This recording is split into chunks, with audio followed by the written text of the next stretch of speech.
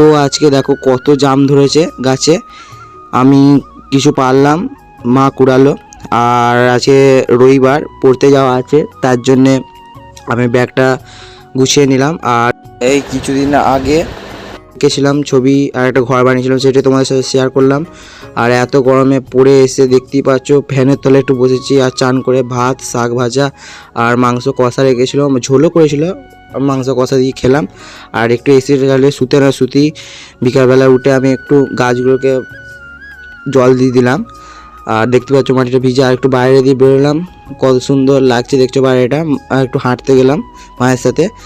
আর এইদিকেও সবুজে সবুজ দেখতে পাচ্ছ, আর এইদিকেও সবুজে সবুজ। কিন্তু সবুজ হলে কী হবে, হাওয়া তো দিচ্ছে না একটু।